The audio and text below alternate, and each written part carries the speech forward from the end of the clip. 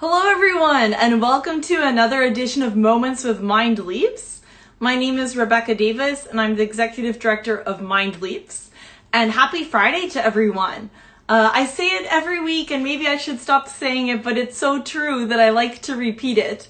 Every Friday is one of my favorite times in my job at MindLeaps because I get to interview with some of the most impressive, exciting, and motivating people that I've had the chance to meet and that have been a part of the MindLeaps story. And this Friday is no exception. Today we get to meet with Eugene Dushime, who's the international coordinator of MindLeaps, but also has an extensive career that's gone far beyond MindLeaps, both as a professional dancer and then with academic studies and with a variety of NGO work. And we're saying hello to all of our friends. Mervan is joining us from North Macedonia. Eileen is joining us from Rwanda. We're so happy to see all of you here with us today. Jean is joining us from Rwanda as well, from Kigali, Rwanda. And he is our international coordinator, but has had many, many different positions as he's joined all the way through the MindLeaps story. Him in here. And we're excited to see how strong our connection is this week as we go across the ocean. Jean is our short name for one of our favorite friends. Jean, how are you? I'm good. How are you? Thank you so much for joining us today. How are you? Thank you, Rebecca. It's a great pleasure, and thank you for this opportunity also. So many of our friends from around the world have already joined, even before you. Yvette from our refugee camps in UNHCR, Janet from Philadelphia, our new friends from North Macedonia. So everybody is excited to see the stories and the words of inspiration that you'll share with us today, Jen. Thank you. Hi, everyone. Thank you so much, Rebecca. It's so easy for me to do this interview because Jen and I have known each other for 11 years now. Yeah. So I have to remember that we can't.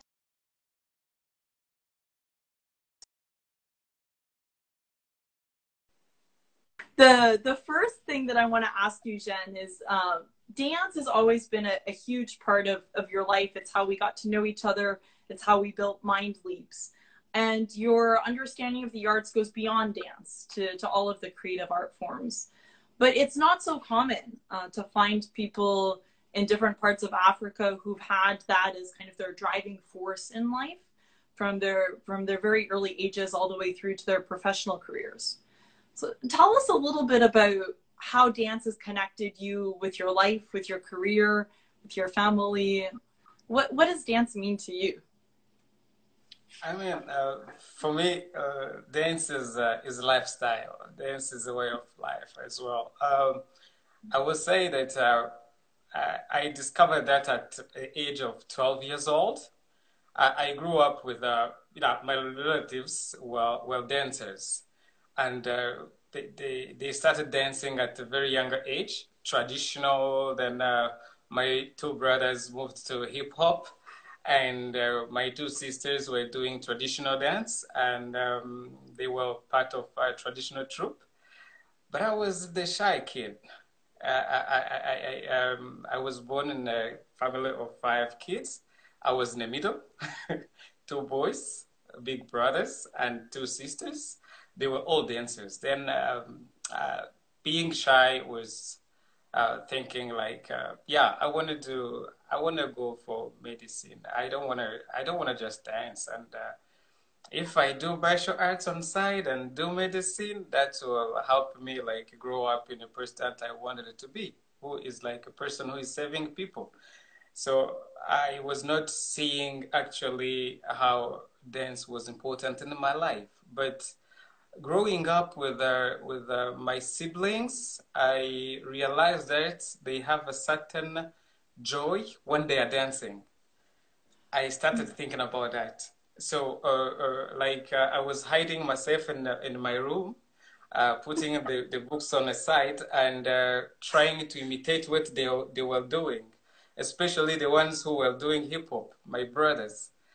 And I saw that it was so easier for my sisters to imitate the movement that was complicated for me in like my dark space alone. And then I said, maybe I should try.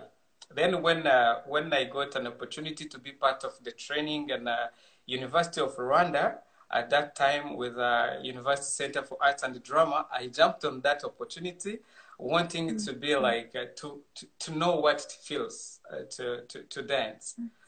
Then it was a kind of magnet, you know, when you are in that, in that moment when you feel connected to people, to like the feeling you have with dance is much more than what you feel like after the training of a martial arts. And I said, this is more peaceful, and the people are lovely, and you like without saying words, you feel like connected to the people around you. And I had this. I was so fortunate to also in my first step into dance, contemporary dance, I was connected to the right people who also love that arts. So it became so easy for me to jump in, and I kept continue until I decided also I was not doing these things that I was planning before. And I kind of, it's a kind of jumping in the plane, and you don't know if you will, if you attempt the ground, you know, like being broken. But yeah, that was my first trip on, my first step on this journey. Jean, you articulated so beautifully. I've actually only heard pieces of that story. I can't believe in all of these years I've never heard the whole story. I'm so lucky to be talking to you today. The way that you describe dance as a magnet is such a beautiful image, and it just summarizes, I think, so many of those different emotions and connections that we try to explain in words that are really hard to capture. But as you say, it's just something that like pulls you into people, and the fact that it doesn't require language, it doesn't require translation, it's just so human at its core. I love this idea of it being a magnet. And the other thing that you say about, you know, that you were fortunate that the people around you kind of had the right approach to it and the positivity around it. And I think that that's something that certainly in my country, in the United States, is so much a factor of whether or not people stay with the arts, stay with dance. Were they connected to it kind of through people who really loved the art form, or was it more of something just to fill time? And I think that, yeah, the people that connect us to the art form are so critical. And I wonder if that's part of the reason why your professional experiences have gone so broad and so deep. Dancing, of course, with Amizero as a professional dancer, traveling to Europe, traveling across Africa with the company. And then, of course, marrying that with your academic studies, which I think is just such a great role model for everyone around the world today. Getting your bachelor's degree and then going on to get your MBA with a focus on project management, and then your extensive work with all of the NGOs and MindLeaps, of course. Share with us a couple of like the highlights of this extensive professional career that you're still building, and kind of what stood out for you so far along this journey. I mean, as I said, I kept following that inner voice telling me like, yeah, go for this. And I had people that I met, like Wesley Ruzibiza, my brother Tato, like they kept saying like, dance, you know, dance, maybe you will not be kind of rich, but you will feel like you are part of this world and you are part of something great, you know. And also later on, when I met with the people that I'm working with on MindLeaps, I truly realized that that was true what they said, because most of the time we also have to listen to people who are around us, because sometimes they know better than we do. So but to kind of, yeah, to go back on the beginning as well, it was I had to change everything. I had to reverse and to review my plans. Then I remember that when I decided I was in senior six, uh, mm, and I said, if I continue to feel this way, because as a shy person, like always like in my corner, and feeling like I'm part of something which is which connect me to people without also saying a word, which is a part of contemporary dance. I said maybe I can continue this. And after my national exam at P6, I got lucky. I succeeded, but I didn't know that I succeeded because I was in Europe. But how did I end up in Europe? That was also part of it. So through the annual training at University Center for Arts and Drama, I found myself in Amizero, being a part of the co-founder. 8 people who were like co-founder of Amizero. I was a part of that team, and we traveled to West Africa. I kept saying, am I really going to continue to my studies? I say, what if I fail with dance? What if I break my leg, and like dance doesn't have any retreat? Like all those fear that we sometimes have to really go somewhere and think about what we really want based on how we feel. And I can say like I had to ask too many people that I was meeting on my journey, on my artistic journey. And someone called Suleiman Korogo in West Africa told me like, do whatever makes you happy. That's what matters. And also, if you wanted to serve people, make sure like what you do, everything you do is part of that also, of you in what you are doing. So being honest, continuing in dance, I was looking for myself, my personal, myself. And also continuing my studies, like agriculture, science, I was looking for a way to feed people. Like I failed to become a doctor, then I was looking for a way I can at least serve some people. Like the people are hungry, things like that. And that's how I kept like moving in 2 ways.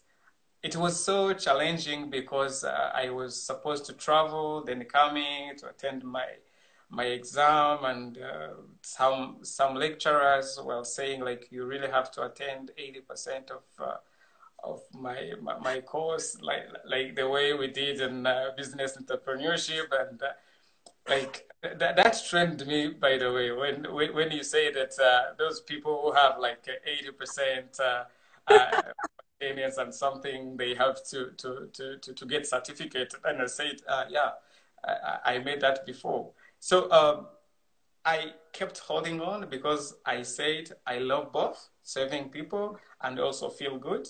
And at the end, with Amizero, I realized that when we were arranging those training with the youth, I saw like dance can also go beyond the stage and serve people in need.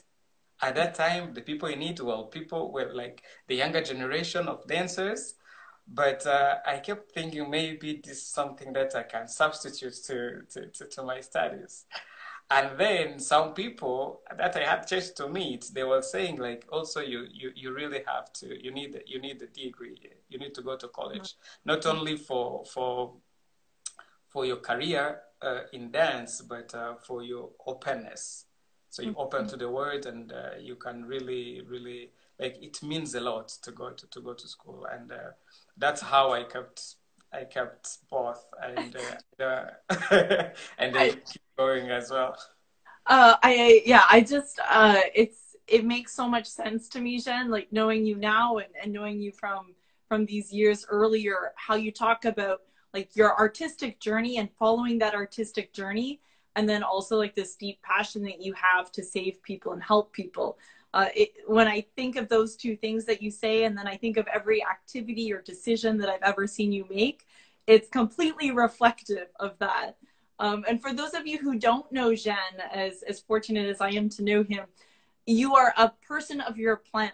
So that means that when you make a plan, you always follow it. And now that you're sharing with us your life plan, it completely makes sense. Every step and every decision you've made that's just grown up into another beautiful opening of the way that you're able to influence people.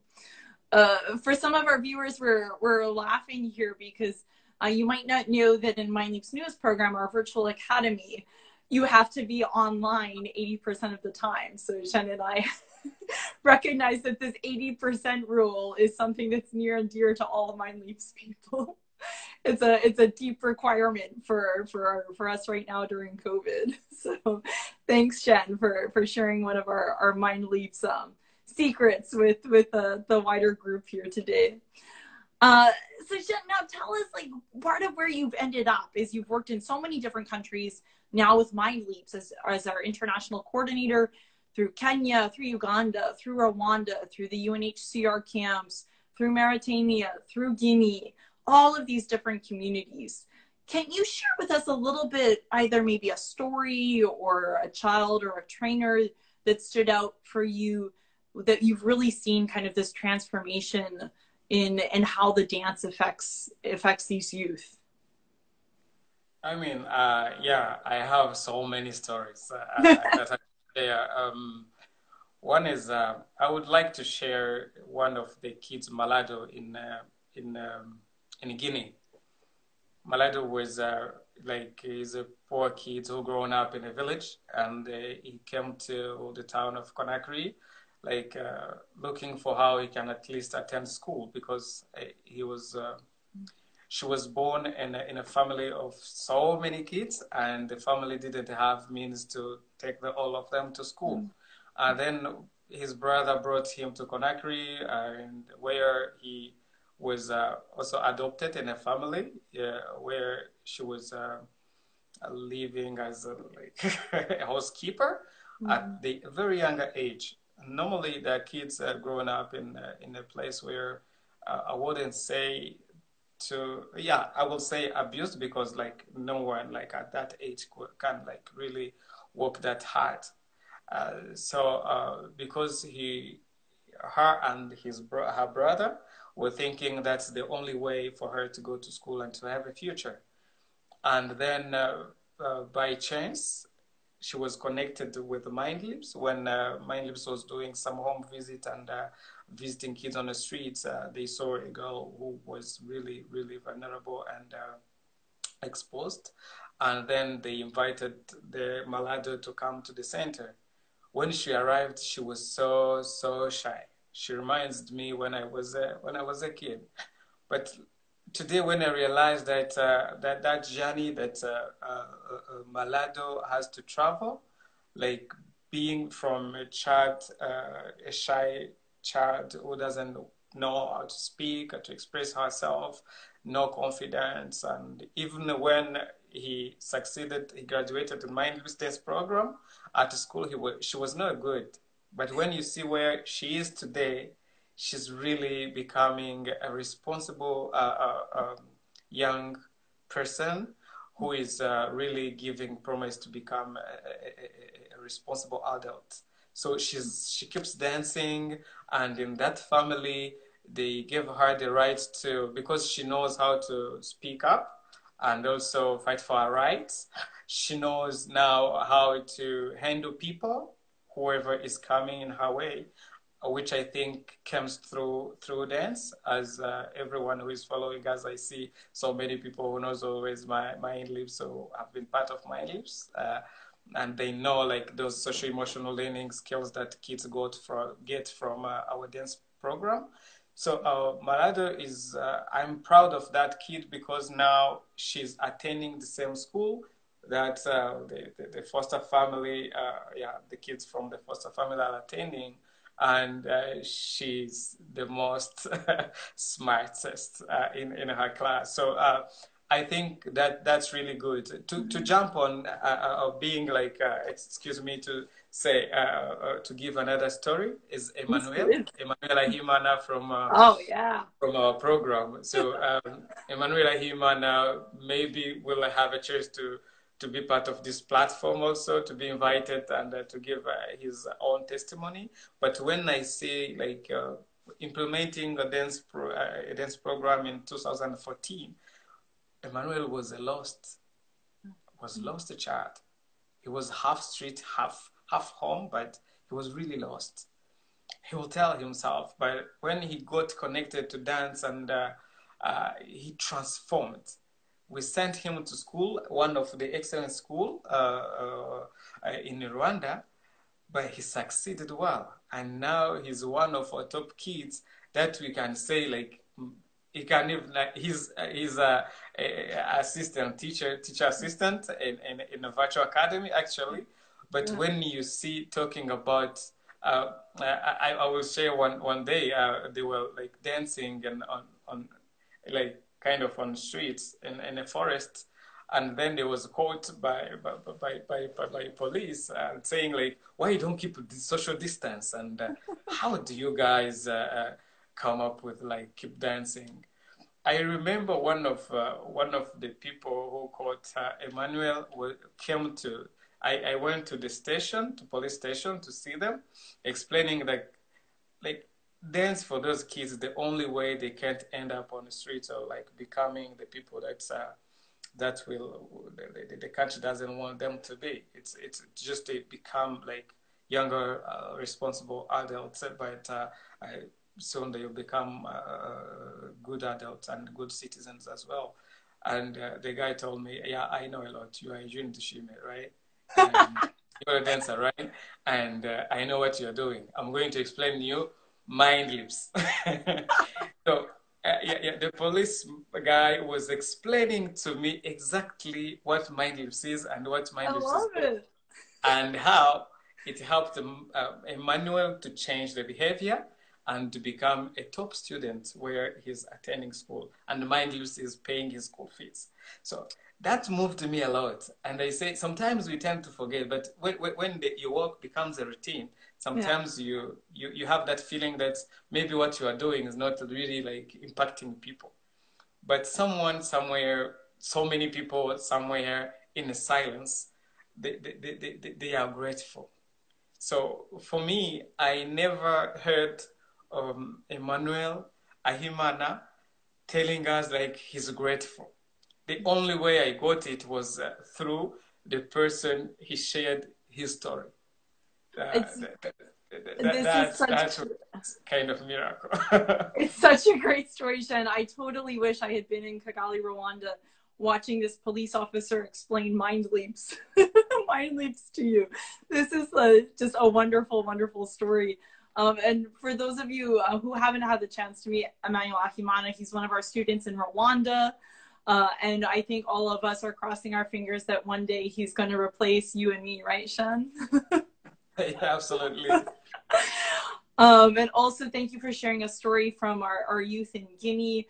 Our hearts go out to our team in Guinea right now with the post-election violence.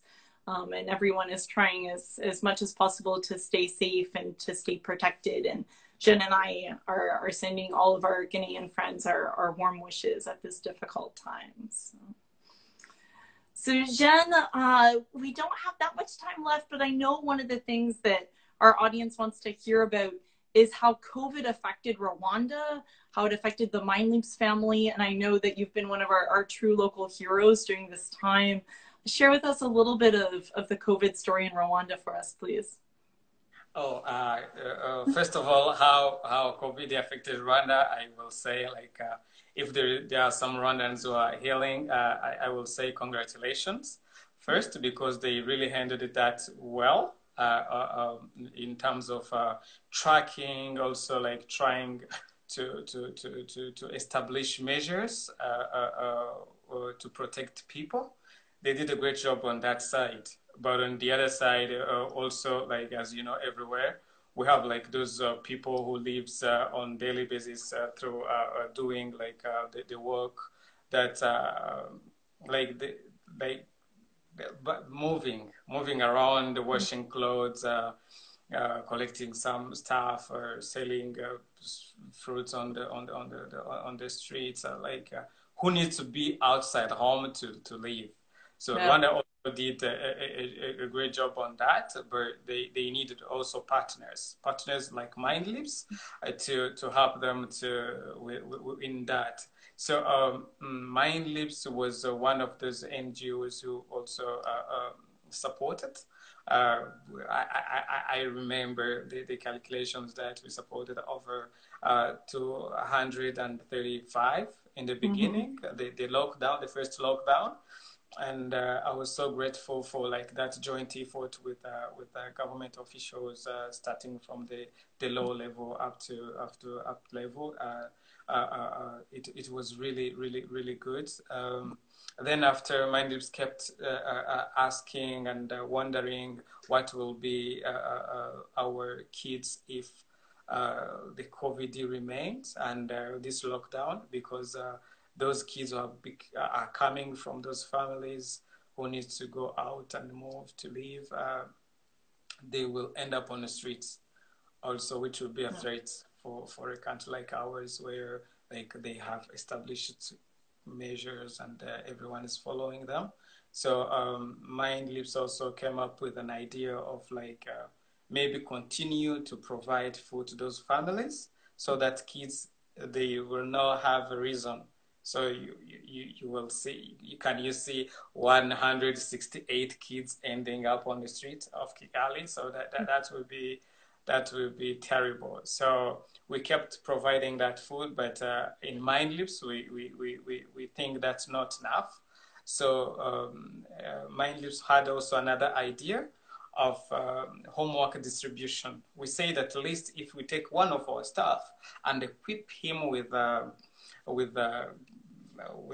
gloves and mask and sanitizer, alcohol, to make sure that he doesn't attract or he doesn't contaminate anyone, and sending house to house, distributing homework, so kids can keep that interest in the school and stay on track as well, just in case they go back to school, because no one knew at that time that kids will go back to school, but at least to maintain their interest in the school was very important.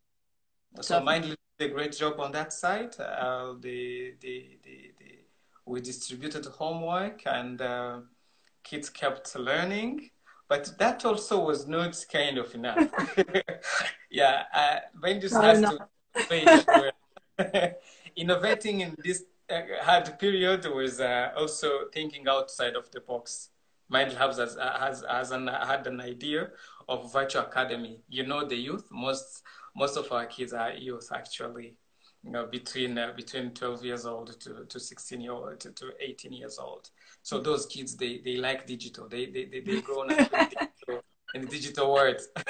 So it was necessary to find something which would attract their attention to also stay home. The purpose was to stay at home. So to protect our children also was to invent that program, and where MindLeaps designed it as six curriculum. Rebecca, correct me if I'm wrong. So, absolutely correct. 6 curriculum to improve their skills, at the same time to keep them safe, while also like seeing how we are staying part of that movement to help other people to curb the spread of COVID. So that also went well. The success story outside of that is that we have kids through the virtual academy who have succeeded in their own project after the lockdown. They implemented their own project. So I think this is a short time to go in details about that. The other thing is that through the homework distribution, the kids were able to see like, we can't wait until we see like the school opening. So for them, and now we were like, when we were in the meeting this afternoon, we had the kids coming at the center asking, when are we going to school? Are we going back to school? Are you continuing to pay our school fees? Which shows like they are really eager to learn, to keep learning, because they have been learning. I know, some will wonder how it worked, but it's through that connection, I say it, with dance, you build something which keeps you connecting to the people, especially when you have those beneficiaries. They also want to keep dancing, right? And through this period, all those three strategies helped MindLeaps and the country to keep the kids safe at home. Jen, thank you for doing such a good job summarizing all of the different elements of COVID in Rwanda. And just to highlight your first point, I mean, everywhere around the world, I'm here in the United States right now, everybody knows that Rwanda is one of the few countries in the world that has done a proper and effective job at managing this pandemic. I know there's still been some loss of life, but just a huge congratulations to what you've done, and also just so much admiration from the American people to the government of Rwanda for managing the crisis well and effectively working with partners. We are so grateful and learning so much from Rwanda, and continue to learn from your beautiful country and its leadership.